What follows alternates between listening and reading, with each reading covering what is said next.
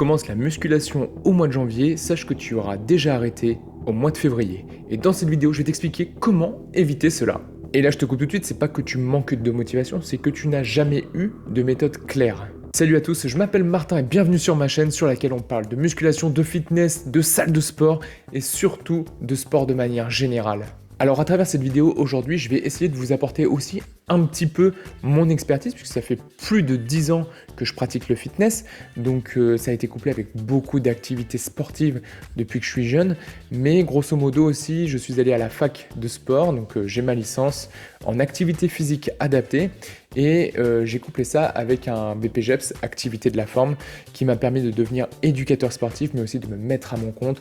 J'ai eu la chance de pouvoir coacher et accompagner énormément de clients avec des objectifs différents, avec des morphologies différentes et parfois avec des pathologies différentes.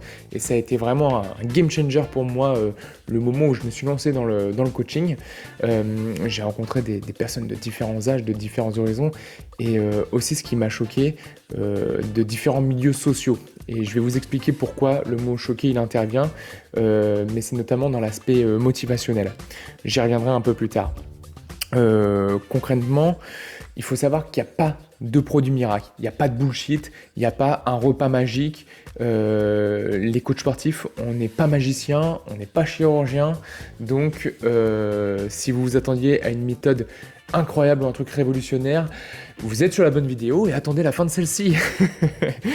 donc grosso modo, voilà, je vais vous apporter un petit peu tous les tips que j'ai pu accumuler au cours de ces dernières années. Pour moi, du coup, si tu commences la musculation au mois de janvier, il faut vraiment que tu ne t'éparpilles pas.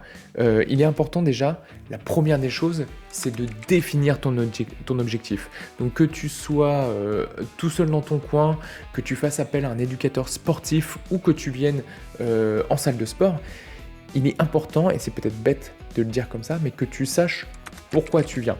Qu'est-ce qui va te faire franchir le pas et qu'est-ce qui va te faire franchir la porte, qu'est-ce qui va te faire signer. C'est quoi l'objectif? Est-ce que tu y vas pour prendre du muscle? Cliché. Est-ce que tu y vas pour perdre du poids? Est-ce que tu y vas pour augmenter telle ou telle performance? Souvent aussi, il y a beaucoup de gens qui viennent en salle de sport parce qu'ils font un autre sport à côté. Ils ont besoin de développer certaines qualités physiques.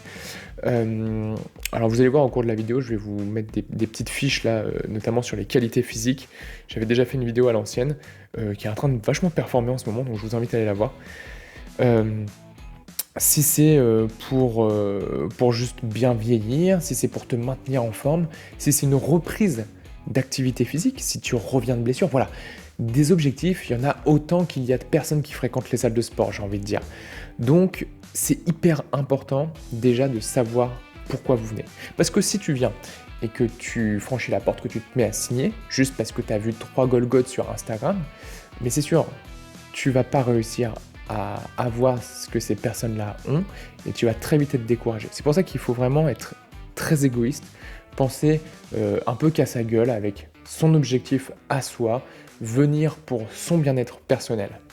Une fois qu'on a défini son objectif de manière globale, il est important de l'accompagner. C'est-à-dire que mon objectif, c'est ça, ok. Donc pourquoi je m'entraîne? Il faut que l'objectif il soit clair, il faut qu'il soit réaliste et il faut qu'il soit mesurable. Si tu veux perdre 10 kilos en un mois, c'est très compliqué, voire impossible.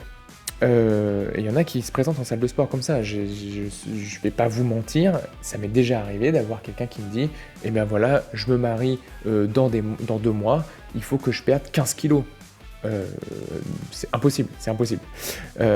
C'est déjà arrivé d'avoir des gens qui me disent je me suis lancé un défi, il faut que je fasse tel objectif. Ah si, tiens, un gars qui était venu un jour et qui me dit j'ai besoin de prendre 10 kilos en 5 mois. 10 kilos en 5 mois. Je sais pas, vous vous rendez compte ou pas. Évidemment, on parlait de 10 kilos de muscle, on parlait d'un mec comme ça. C'était très compliqué. Dans ces moments-là, aussi s'il y a des éducateurs sportifs qui regardent cette vidéo, c'est à vous, c'est à nous d'expliquer aux gens que l'objectif, il n'est pas réaliste. Une fois qu'il est clair, qu'il est réaliste, il faut qu'il soit mesurable. C'est-à-dire qu'on a des outils pour mesurer la progression. Donc ça peut être très simple. La balance, c'est-à-dire prendre du poids ou en perdre ou le stabiliser. On va prendre des mensurations pour parler de volume, parce qu'on peut prendre du volume au niveau musculaire et sur la balance pour autant ne pas avoir bougé.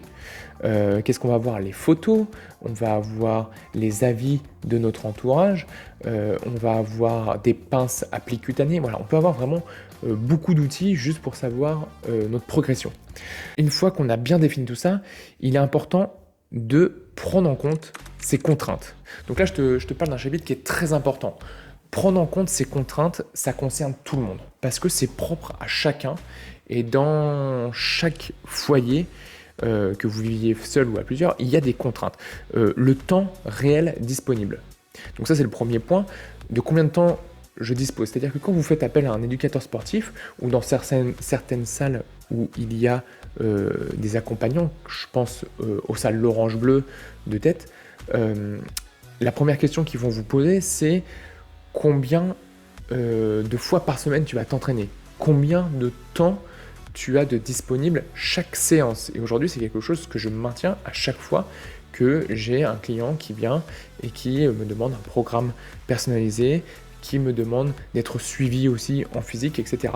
C'est-à-dire que ce n'est pas grave. Si tu ne possèdes que 30 minutes dans cette journée-là pour faire du sport, tu as déjà 30 minutes, ce qui est déjà plus que énormément de gens.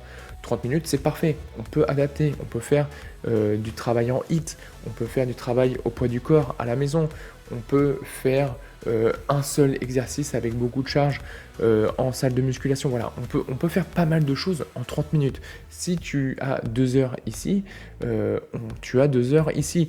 Et on va pouvoir prendre plus de temps sur des choses plus détaillées, sur de l'approfondissement, du rappel, du travail théorique, de la pédagogie, etc. etc. Prendre en compte ces contraintes, c'est se donner les moyens d'atteindre son objectif. Le temps réel disponible, il est très important et il peut varier. On peut commencer avec 2 séances d'1 heure dans la semaine. Et ben c'est très bien. Voilà, ce sera toujours mieux que 0. Et c'est aussi ne pas se cramer. Il y a beaucoup de gens qui disent, voilà, moi j'arrive, je signe en salle de sport et je vais faire 6 séances tous les jours. Voilà, tous les jours je vais faire une séance par jour pendant une semaine, pendant tous les mois de l'année. Et ça dure 1 mois. Voilà, parce que les gens, c'est pas dans l'emploi du temps de tout le monde de pouvoir venir tous les jours à la salle de sport. Donc une fois qu'on a notre temps réel disponible, combien de séances dans la semaine du coup? 1, 2, 3, voilà, peu importe.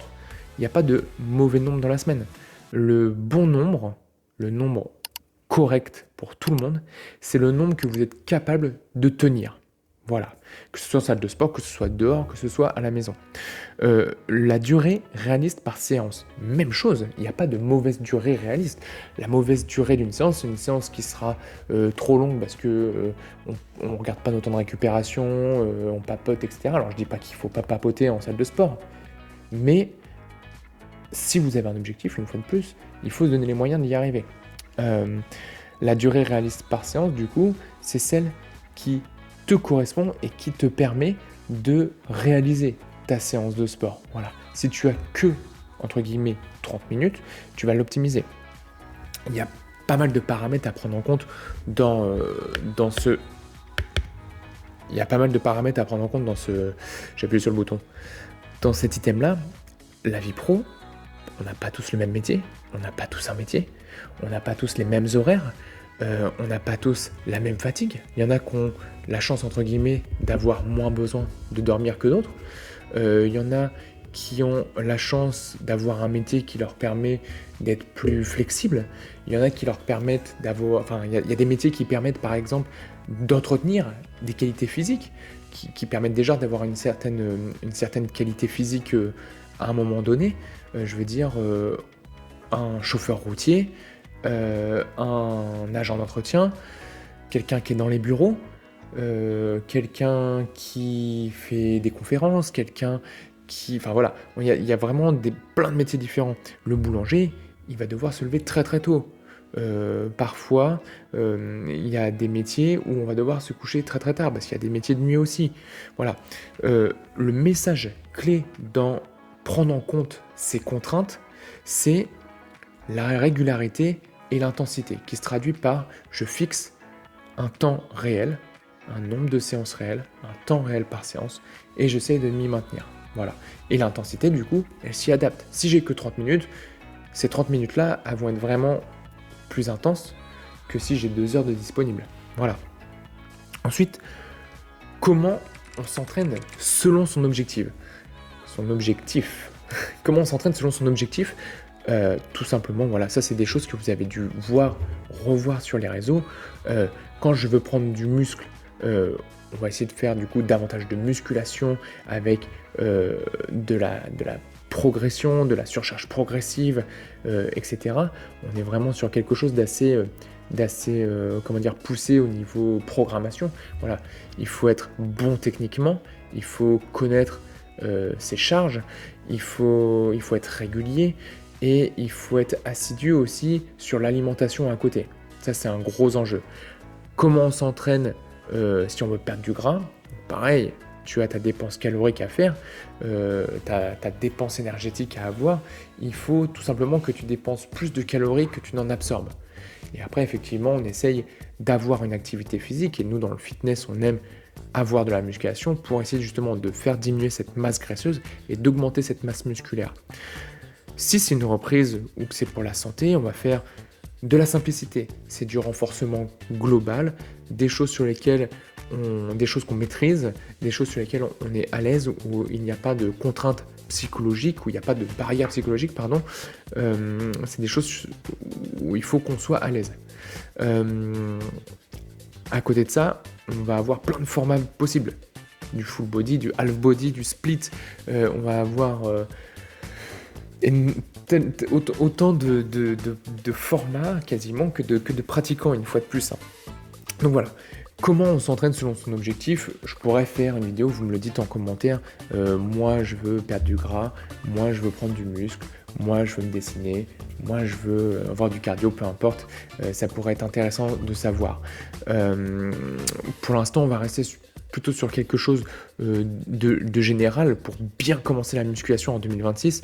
Si la question c'est de savoir comment je m'entraîne, Martin, en fonction de l'objectif que j'ai, et ben dans ce cas-là, vous me le dites en commentaire, vous pouvez me contacter directement sur Instagram, je le mettrai dans la description, hein. Mais grosso modo, voilà, si vous débutez, travaillez votre technique, travaillez la répétition, déjà votre corps il va s'y habituer. L'objectif quand c'est une reprise, c'est déjà d'être assidu. Si vous êtes déjà dans une période d'assiduité, etc., et que vraiment il y a un déclic et que vous savez que vous allez y tenir, faites de la charge progressive. Pour progresser en musculation, il est nécessaire de connaître ces 1 RM, c'est une répétition maximale. Il y a plein de gens qui n'arrivent pas à progresser et qui pourtant soulèvent de la charge, etc., parce qu'ils ne travaillent pas au bon pourcentage de charge. C'est-à-dire qu'à un moment donné, si pour prendre du volume musculaire, vous devez soulever tant de pourcents de charge sur un exercice, et bah, si vous soulevez un petit peu moins parce que vous restez entre guillemets dans votre zone de confort, et bah, vous ne prendrez pas cette performance-là. Ensuite, on va aller sur comment choisir sa salle de sport. Alors là, je vais être très court puisque j'ai fait vraiment une vidéo dédiée à ça, qui est juste celle-ci. Donc, je vous laisse aller la voir à la fin de la vidéo, elle se réaffichera à la fin de la vidéo de toute façon. Donc comment choisir sa salle de sport, parce qu'il y a énormément de paramètres aussi par rapport à ça. Il y a un impact de l'environnement certain sur la régularité, je m'explique. Grosso modo, il y a des gens qui s'imposent, par exemple d'aller dans telle salle parce qu'elle est plus stylée, parce qu'elle est moins chère, parce qu'il y a les copains, etc., alors qu'elle ne vous correspond pas. Et ça c'est problématique parce que du coup vous vous engagez dans un endroit où vous n'allez pas vous épanouir, où vous n'allez pas être motivé et du coup vous n'allez pas progresser. Donc c'est important de bien choisir sa salle de sport et pour ça il y a plein de paramètres. L'ambiance, l'accessibilité, l'encadrement, enfin vraiment je vous renvoie sur la vidéo parce que elle est complète par rapport à tous ces paramètres là. Et elle va vraiment vous aider à répondre à la question. Ici, je vais vous parler de 3 piliers. Ça va être la récupération, qui va se faire par le sommeil, par le repos, mais aussi par les signaux que vont vous envoyer votre corps. On a, je pense, déjà tous eu, si vous êtes très sportif, un muscle qui palpite ou la paupière un petit peu qui saute comme ça, ou des tensions ou des petites faiblesses quand on marche ou quand on se déplace. Donc ça, voilà, c'est vraiment des signaux que le corps envoie.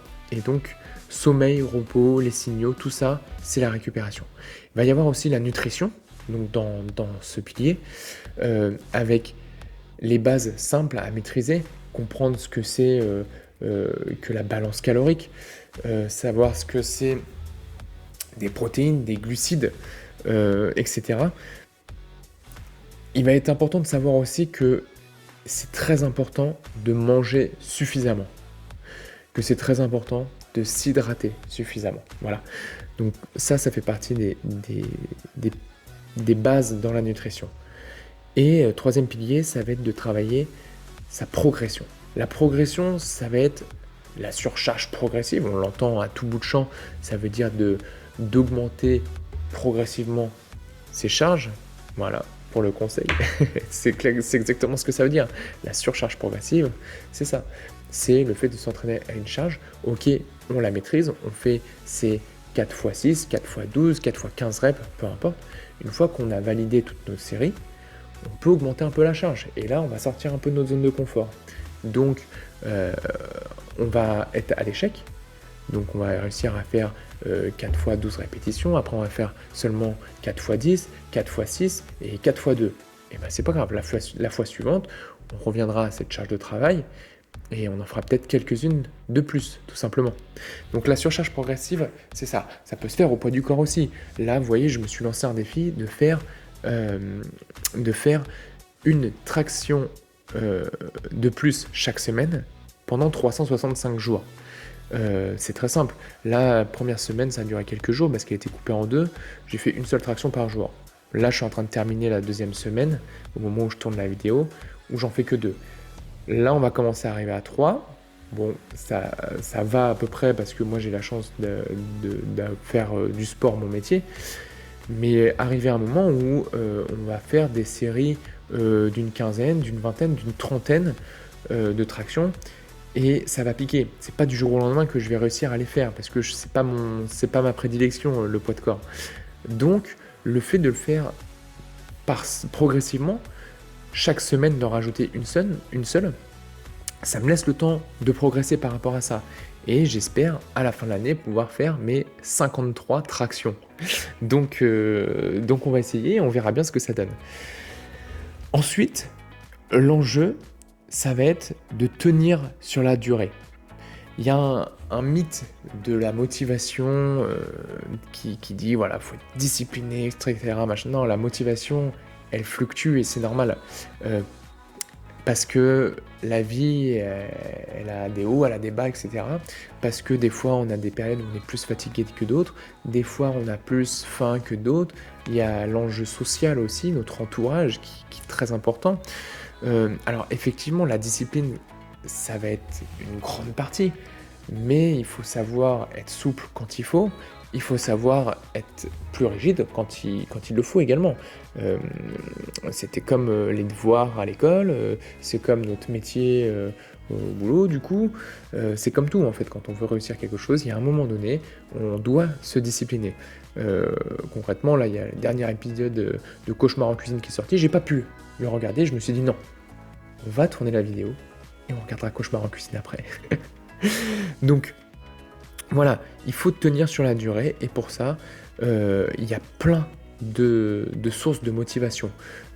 Moi, je me rappelle quand j'ai commencé, c'était du coup il y a plus de 10 ans et par exemple Thibaut InShape commençait tout juste. Je vous mens pas quand je vous dis que j'ai commencé à suivre Thibaut InShape, il devait avoir 500 abonnés, je crois, un truc comme ça, ce qui était déjà pas mal pour l'époque.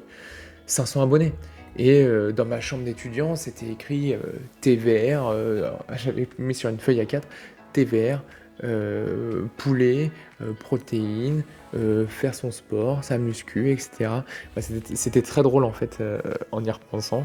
Et j'avais 9 mètres carrés et je faisais mon sport en écoutant Thibaut InShape, c'était déjà très drôle à l'époque. Et aujourd'hui je le suis toujours, donc si jamais il passe par là, salut. Et merci d'ailleurs. Donc voilà, il faut se mettre une routine. Moi, aujourd'hui, je suis pas à l'extrême non plus puisque j'ai une vie sociale, assez chargée, parce que j'ai ma compagne et parce que j'ai mes enfants et cetera. Et surtout parce que, j'ai une vie sociale assez chargée, c'est-à-dire que j'ai ma vie privée et cetera. Je vois mes amis, je sors et cetera. Heu, Très peu au niveau de l'alcool, en tout cas, avec ce qu'a pu être à un moment donné avec les soirées étudiantes et cetera. Mais aujourd'hui, voilà, ça va être le week-end et encore pas tous les week-ends, mais très léger. Et puis, là, je sors d'une période où, vous voyez, typiquement, j'ai changé de travail. Pendant 6 mois, enfin, j'ai évolué dans mon travail, hein, plutôt dans ce sens-là. Pendant 6 mois, j'ai quasiment pas fait de sport parce qu'il fallait que je prenne mes marques, parce que j'avais beaucoup d'administratifs à faire, j'avais beaucoup de projets à relancer et j'ai pris ça comme excuse. Puisqu'il y a des gens qui lancent des business. Il y a des gens qui ont un travail où ils ont moins de temps disponible que moi. Et je pars du principe, par exemple, où le président de la République, je pense qu'il y a peu de gens qui sont aussi indisponibles que cette personne-là, peu importe quel est le président, hein.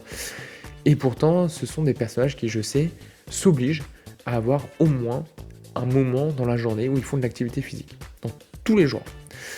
Du coup, je me dis, si eux, ils ont le temps, bah, nécessairement, je peux difficilement faire autrement. Je peux prendre le temps aussi. Quand les gens me disent j'ai pas le temps, j'ai un peu de mal avec cet argument, et c'est pour ça que je suis honnête avec moi-même quand je dis je ne prends pas le temps. Parce qu'on a tous 24 heures dans une journée, parce qu'il y a tous entre 5 et 9 heures de sommeil par jour, et du coup, on les utilise comme on veut. À partir du moment où on a 1 heure par jour pour scroller sur notre téléphone, et encore, je pense qu'on est gentil quand on dit qu'on scrolle que pendant 1 heure, et bah c'est 1 heure où on aurait pu faire du sport, par exemple.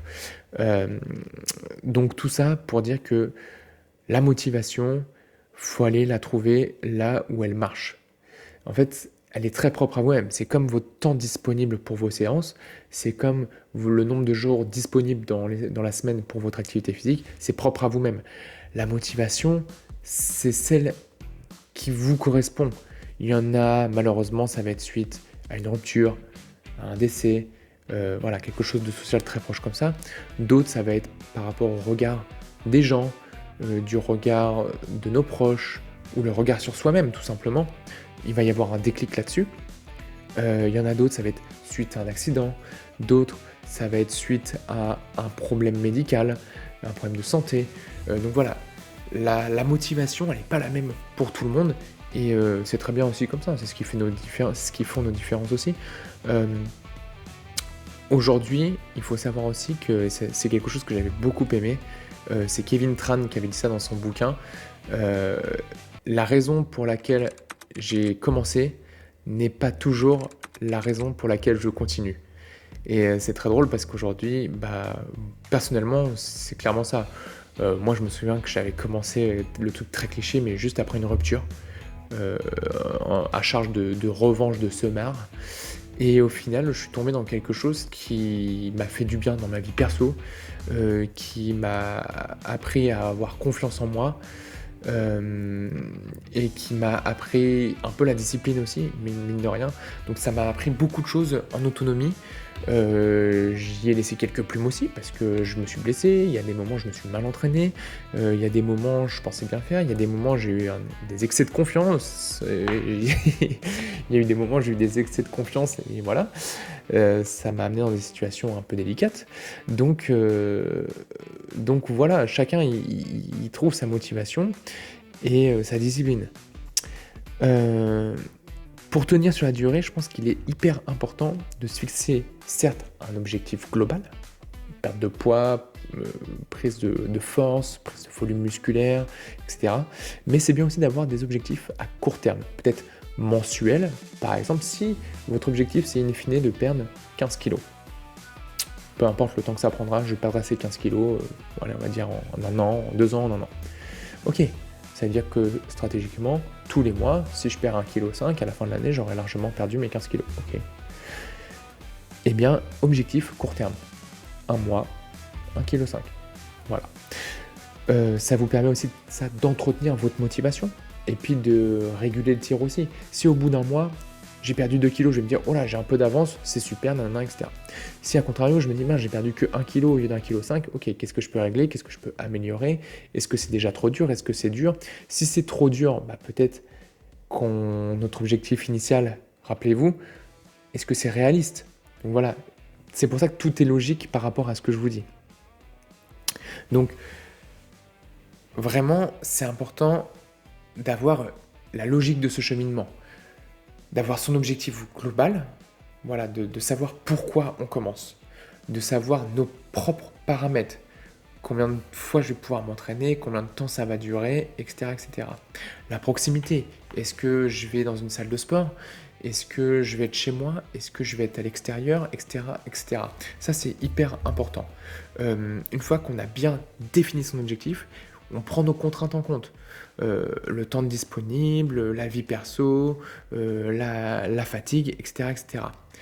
Ensuite, de bien savoir comment s'entraîner en fonction de son objectif. Là, il faut faire un petit peu vos petites recherches. On ne va pas tout donner non plus parce que mine de rien, ça va traduire votre motivation. Voilà, j'ai envie d'atteindre tel objectif, je vais me renseigner un petit peu sur le sujet. Ok, moi là aujourd'hui, ce qui est important, c'est que je vais te donner un peu la direction, je vais essayer de te guider un petit peu sur comment bien commencer la musculation au mois de janvier, là, 2026, pour pas que tu arrêtes en février le mois prochain.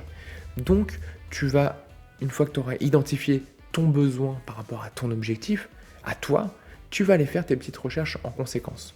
Voilà. Une fois que tu auras choisi ta salle de sport, par exemple, tu vas essayer de tenir sur la durée via les leviers qu'on a évoqués précédemment. Voilà. Donc, le message, il est hyper important, ça va être de rester constant, de rester cohérent, ne pas s'éparpiller, on ne peut pas tout faire. On ne peut pas faire une prise de masse et faire une sèche en même temps. D'ailleurs, c'est des mots qu'on emploie à tout bout de champ. Je pense que c'est des abus de langage parce que quelqu'un qui a déjà fait une sèche, c'est pas juste, il a perdu quelques kilos. Une sèche, il y a une compétence nutritionnelle derrière tout ça qui est hyper volumineuse et qui est hyper importante, qui pèse énormément dans la balance, si je peux me permettre, mais vraiment, c'est pas juste perdre quelques kilos une sèche. La prise de masse, c'est pas juste manger comme un gros. Clairement, c'est deux choses qu'il faut comprendre, qu'il faut un petit peu étudier en amont, avant de se lancer dedans. Voilà. Quoi qu'il en soit, n'hésitez pas à me dire c'est quoi votre objectif pour 2026 dans les commentaires, on va voir un petit peu, et puis comme ça, ça sera intéressant, mais peut-être que je pourrais ressortir juste les commentaires l'année prochaine, et puis on fera un petit topo où je dirais, voilà, bah, on est 1 an plus tard, et du coup, il y a eu tout ça comme objectif. Mais en attendant, bah, écoutez, je vous laisse vous abonner, et puis surtout, je vous souhaite un gros bisou. N'hésitez pas à me dire ce que vous avez pensé de ce format. Allez, ciao!